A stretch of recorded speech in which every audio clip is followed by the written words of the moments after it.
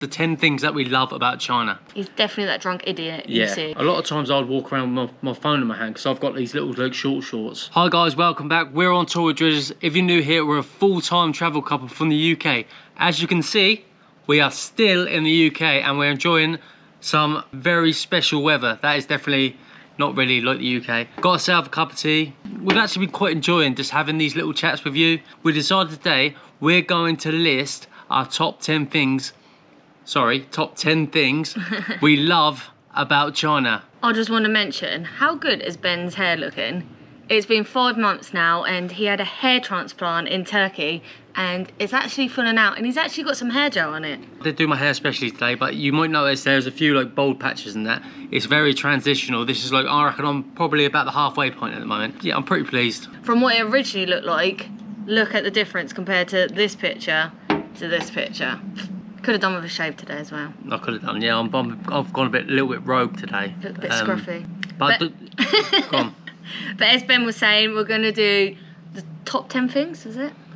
We're going to do, like, you can see this is like very well planned, but yeah, we're gonna list the 10 things that we love about China. Should you watch to the end of this video because we have got like a massive announcement. Honestly, it's huge for us and the channel as well. So we're going to read one each and then we're going to answer them together, but we might have our own personal opinions as well. Of the things I love about China is the people are so kind. 100% agree. It wasn't what I expected. They were the most kindest, helpful people I've ever met. With such a large language barrier, they were so willing to help us instead of like kind of like going dismissing us. As you say, like the Chinese people in Hong Kong and also around the world, they live like a fast-paced life. That's probably why we had this perception of them. Completely reversed. Like the people, the local people are just so nice, so kind, so helpful.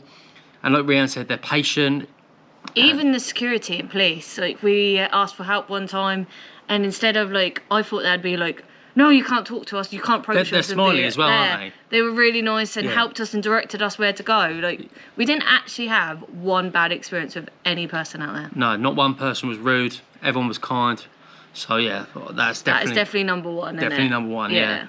Number 2, the technology and modern infrastructure. The amount of times I've said that China are living in the year 3000. Well, they are living in the year 3000. The modern infrastructure is so far ahead of anything we have here in the West. Everything has got either an app or it's automated. Their lives, their everyday lives are so easy because of the technology and the infrastructure. Like the fast trains, the metro system, like that every few minutes there was none not running, none not working, and the public transport they've just got it spot on and everything's just so easy. Like when you go to a cafe, and obviously there's a language barrier out there, they speak Chinese, we speak English, you can use the app to order, so it's just like every single thing. Like when we went to Luckin Coffee and we were sort of like, what do we do here? And the guy didn't really speak much English, but he pointed to the QR code, scanned the QR code, menu come up, ordered it on the app, and then they just put it at the end of the what do you call it? Counter. They put it at the end of the counter.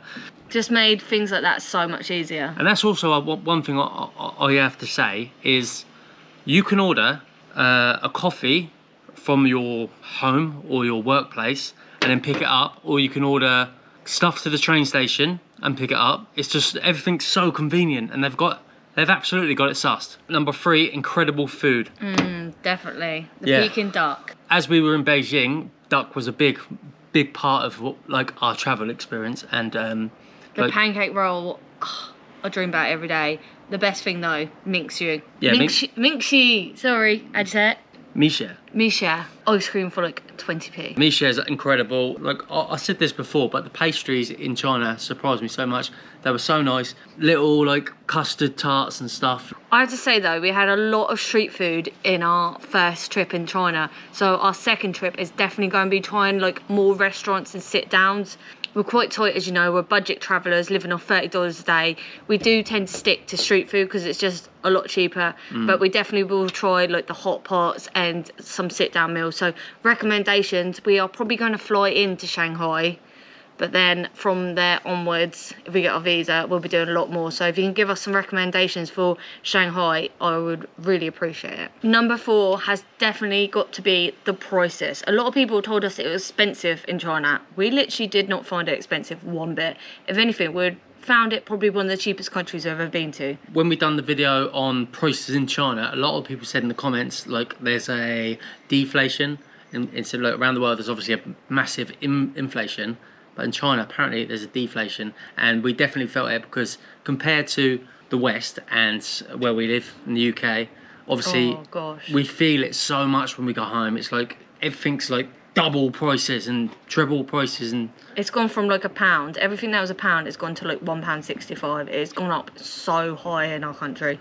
I admit, it's so hot today as well. Yeah, it's beautiful. Oh, my lord. Like, yesterday it rained all day. Today we've got the sun out and it's beaming beautiful. We give this country a lot of stick for like the weather, but the weather's actually... when it's good, it's good. Yeah, it's beautiful today. But I'd say with prices, the transport is what got me, because it's such a big place, Beijing, and obviously the whole of China, and getting around. Transport, you need it cheap, and it was so cheap. Even like the bullet trains, I was shocked how cheap they were. Yeah. Metro, hiring a bike for a day. I actually think, right, if us in the West, right, we can definitely learn something from this. I said this a few times in the series, that the West can learn a lot from China, and one of them is definitely making public transport cheaper. Oh, 100%. Because there's too many cars on the road. Here, you can't get parked within like a quarter of a mile of your house. If we just made public transport cheaper, then a lot more people would use it and it would free up the roads. Think about it. Any trip on a bus here would cost you £2, which is crazy. And if you want to hire, get a bike, we have got a few about. Scan it in the QR code. They're really expensive. It's probably going to cost you like £4 a day, I imagine. So it's cheaper to buy a bike. It's cheaper just to use your car. But number 5, it is so clean. The streets are absolutely spotless. Like, I heard people saying to us, China, streets are dirty, it's filthy, blah, blah, blah. Propaganda. Totally propaganda. I did not see one bit of litter on the floor the whole time I was there. And I'm sorry to say, the same can't be said for places like India, Pakistan, even the UK. Certain areas in the UK are filthy. Obviously, I haven't seen the whole of China, but Beijing for sure, absolutely spotless. No, like, random graffiti everywhere. Like, if you go on a tube in London, you'll find graffiti. There's nothing like that. There's no, like, homeless about as well. Yeah, didn't see any homeless. No, if you go into, like, our city centre here in Portsmouth, it's called Commercial Road, and it's literally, all of the shops are shut down at the moment. They've got graffiti over them. It's full of homeless people. And it's just quite a depressing place to go at the moment, because it's just so dull. The problem with the West, and America's had a massive hit with it as well, is mental health's quite severe. And with mental health, people give up, and that's why we're getting a lot of homeless people. And this video is not to bash the West, because that's my home. So I'm not going to say that. I'm not going to say China are the answer, the West are screwed. Not at all. I just think, like, as I said, there's a lot to learn. And definitely, with the homeless crisis, we need to learn to look after our own a little bit better. And number 6, this is probably the one that shocked me the most. It didn't feel, like, crowded. Considering it's one of the most populated cities, it was so spread out and so well laid out, where the metros come regular. Obviously, it does get busy. It's like a constant moving and going. And yeah, everyone knows what they're doing. So yeah. It's like almost like a conveyor belt, but everyone was like, they were there, then they were gone. Like Reanne says, Beijing, so spread out. You go to places like, I'm thinking of like places like Delhi and stuff, where everyone's like on top of each other and it's a bit uncomfortable. Beijing's not like that at all. I want to speak for the whole of China because it's the most populated country in the world, or it might be number 2 now. One of the things was, when we went to the Great Wall of China, we went quite early, didn't we, to try and beat like the busyness, but it was still so busy. But where they've got such a well-made plan. Yeah, it's like all organised. They have escalators going up, so there's not like lifts or stairs or people hanging around. It was constantly moving. That tube station, I've never seen it so busy. No. It was literally, you couldn't see the floor. It was just people everywhere, and you thought, oh, this is going to be awful. As soon as we got there are people in a line. Everyone was like, had their spot. Perhaps it is busy. Perhaps there is people everywhere, but they just do it better. And they were like stopping the crowd going too mental on the escalators, so they're making gaps before you go on. Like, I'll get a bit panicky in a crowd. Like claustrophobia. Yeah, but it didn't feel like that because everyone's so spaced out. Not everyone's on you and in your face. And in China, everyone's got a job. So there'll be someone that's organising the crowd. Like there's always like that guy that comes onto the tube, the security guy that makes sure that everything's in line. Everyone's got a job. In China, someone's always doing something. So everyone's Definitely. job is well needed and well executed. All right, let's go on to number 7 because we don't want to bore people too much. Okay, I don't think I was boring people. Number 7, the nightlife and culture, family, food, and didn't see any drunk people. Yeah. We actually didn't, did we? No, not at all. A gripe of mine, I can't say much. I've probably been very much guilty of it myself. He's definitely that drunk idiot you see. Yeah, I've been It's that drunk. him. I've been that drunk idiot many times. We all have. In the West, there's such a drinking culture. Like I find I probably drink 30 times as much as I do when I'm at home to when I'm travelling. The same as like when we go to Thailand though. Like it's not just like being away from home. Thailand's the same. You just want to have a drink. But China, it just seemed really nice. It wasn't all about drink. You go out, like Reanne said, we didn't see any drunk people. Yeah, people having a good time. There's music, there's loads of lights. Like I say, food, families, people just enjoying themselves. Well, you got a beer in 7-Eleven every now and then, which was dirt cheap, by the way. The beer is so cheap in shops. We can't say because we never bought one in a restaurant or anything. As you know, we're tight. So we would rather get one from the shop. I think it's turned into just me asking these questions, isn't it? Yeah, you can ask them. Ancient history everywhere. Although you've got super modern buildings, I'm thinking of the CCTV because they're our friends. I'm thinking of the CCTV building, like that's like a stunning building, and that whole area around there, all the modern, as well as them, buildings that are like 5,000 year old, and just loads of history. The history there's mad. Great Wall of China. Great Wall of China, obviously, yeah, like one of the most amazing places in the one world. of the 7 wonders of the world. And then you've got like old China kind of like streets where they sell food, traditional and old and modern, a bit of everything, and the old style building. They've kept like a lot of their culture as well as bringing the modern side into it. In China, there's going to be cities that are like super like high advanced. Beijing is definitely advanced, but it's got like Rianne said, it hasn't lost its culture and its uniqueness. It's nice to see. This is probably me who added this. Yeah, it definitely is. The fashion.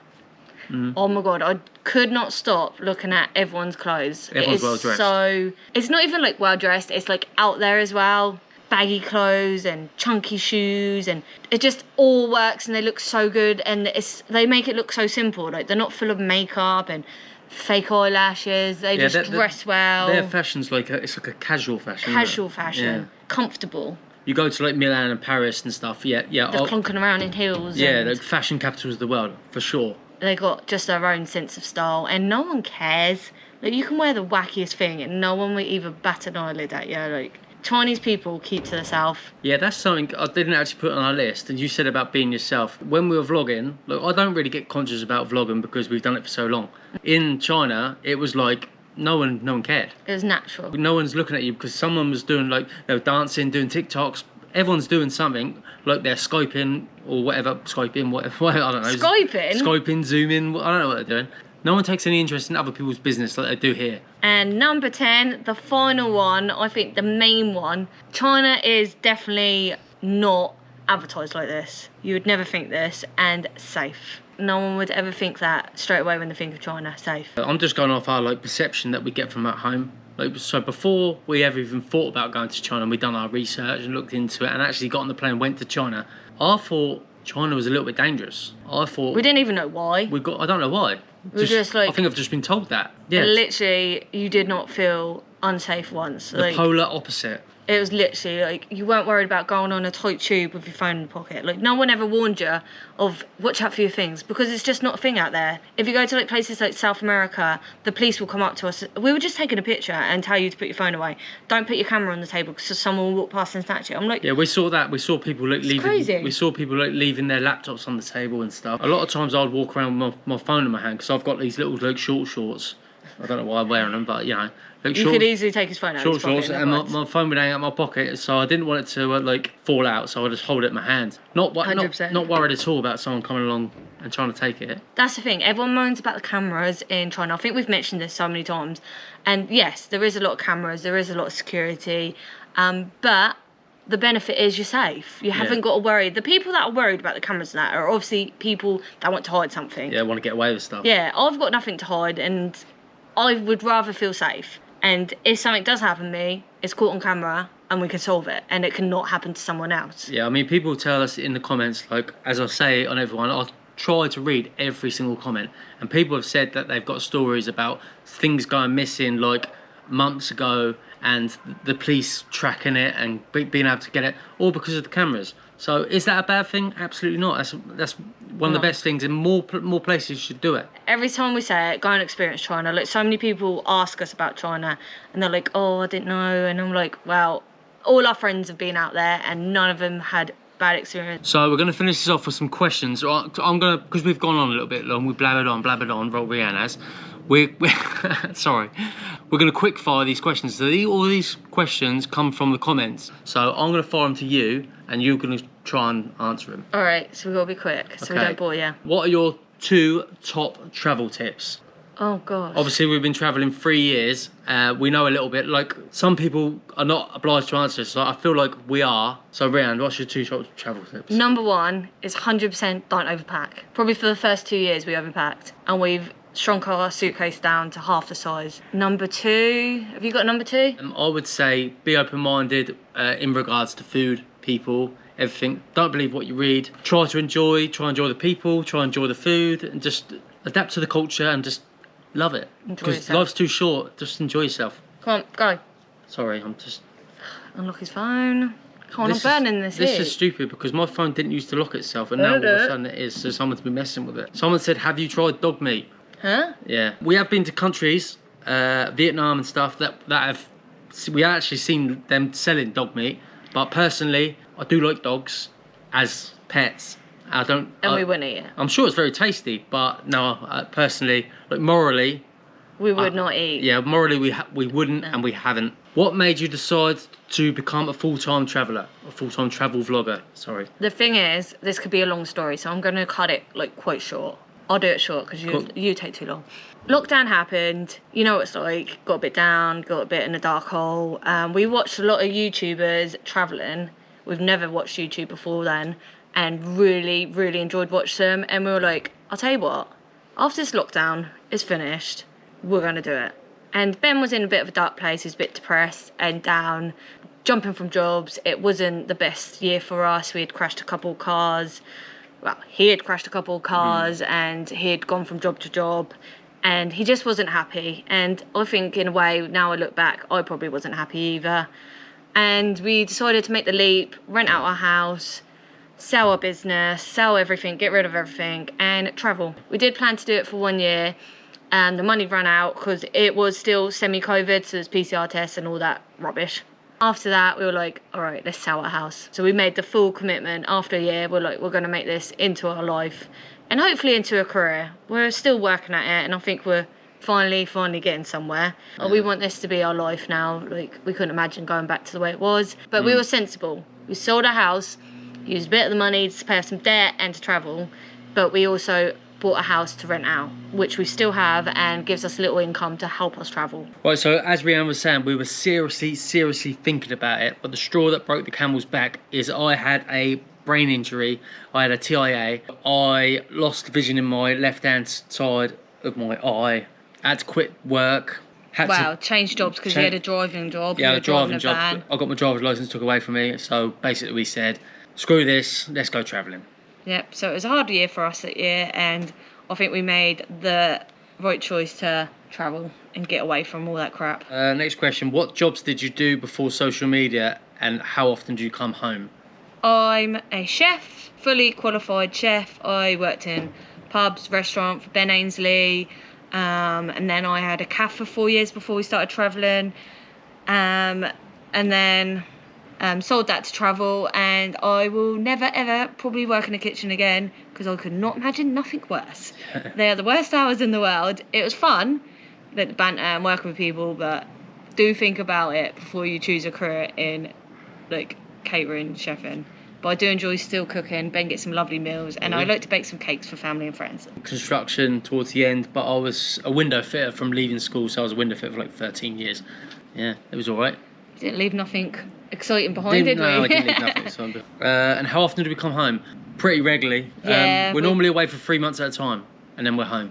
Yeah, it just depends what's going on in our life. Like, at the moment, we're currently home for a few months because it's my best friend's getting married. I'm a bridesmaid. It's my mum's 60th. We've got a family holiday. There's just so much going on at the moment that we're home for, like, a few months. And then we'll be buggering off in October time. Yeah. And not sure when we'll be home. We give up a lot when we went away, but we try not to give up, like, our lives back here. We've also got a we life. don't want to miss out on things. That's we've what got I a always life back said. home. Have you ever met any famous travel bloggers? IG, Luke Dammond, Gabriel Travels, that lot, question mark. Never met them two. I'm a big fan of them too. We're friends with the Irish couple. Naomi and Luke, two mad explorers. We had quite a few drinks with them in Thailand and did Socceram. Also, Taz and Libby, Sunkiss Bucket List, we're really good friends with. And to be honest, Taz is the one that kind of encouraged us to go to China and gave us so many tips. So we kind of like... Thank you for like giving us a recommendation. Yeah, what a bloke. It was nice to hear another YouTuber doing it before we did it. Yeah, we got on with all them really, really well. They're really nice people. And that is probably one of the best things about YouTube is meeting people that have things in common. Because if you don't do what we do, it's quite hard to like have things in common with people. Like they just don't understand it. Like they're going to work today and they're like, "What are you going to do today?" And we're like, "We're working." Yeah. We've still got a job. We don't just sit around all day. We've got videos to edit, plans to make, things to book. Like we work a lot. We even work weekends, evenings, into the night. It just depends what we've got going on. Yeah, if something's got to be done at like midnight, I'm not saying is a very world's smallest violin. We're very lucky with what we do, but people honestly think this is a lot easier than it is, but it isn't. It is very hard, and it's took us 3 years to grow our channel by putting a lot of effort and commitment into. You put yourself out there, so you got to take with the praise. When we get a lot of praise, you got to take the flack as well. Oh, so this next one's China related. Will you go to the places in China where less foreigners go? It's boring to see Beijing, Shanghai, Shan, Chongqing, blah, blah, blah. If you're talking about people who are going to see different things, we're the people you'd speak to. 100%. 100%. We like doing different things, but we didn't have a chance to because we only had a 6-day visa and we were strictly prohibited to travel around China. They said stay in Beijing or the surrounding areas, and that's what we've done. When we get a visa, so if you're watching this, if you're from the visa company, some people in charge of giving visas to tourists, we're doing a good thing for China. We're trying to spread the love. Give us an unlimited visa. Give us at least a year. And I've actually had to apply for a new passport, so it's kind of lucky we were home. Yeah, true. Because we didn't realise mine was running out. Oh no, I'd run out of pages. I had 1 page left. So once that's back, we can actually hopefully start a process for a China visa, but we're just waiting on that to come back. With Beijing, we just thought, capital city, let's just do that for 6 days and get our first impression of China because we didn't know what we expect. We didn't know if we would like it and even if we'd come back. But by the way, we loved it. We loved it and we'll come back. And we are desperately trying to get a 1-year visa. So at the beginning of this, I said there's a very important announcement I had to tell you. So I'm going to tell you. Although we were on CCTV News the other day, we've been asked to go on CCTV's primetime talk show Dialogue as guests. We cannot wait. We're filming Monday. We don't know if it's live. I'm a little bit nervous. This is going to be my first time on TV. Ben's done it a couple of times because I always like, you can do it. But this time they want both of us. So I'm like, oh, I'm going to have to do it, aren't I? And hopefully it'll help with my confidence. Hopefully with our career and building where we want to go. We're trying to do this all to obviously get a lot of promotion for ourselves, our channel. And yeah, we just want to keep growing and hopefully people are enjoying our content because we're doing our best and we're working really hard and trying to do it. And we're just trying to show you how to travel and enjoy life and not take it too seriously because if you know us, we literally screw up and mess up all the time. And we've kind of accepted that's the people we are and that's how we're going to do our travel vlogs. We're not going to be... There's no luxury, is there? Yeah, we're not professionals. We're not having nice things. We're just going to be us. We're not working for the CCP. And we're going to mess up along the way. That's what we've learned. And we've come to terms that that's who we are. So next stop, London Chinatown. Subscribe. But yeah, from what it originally looked at, like, is it? Yeah. We're quite tight, as you know. We're budget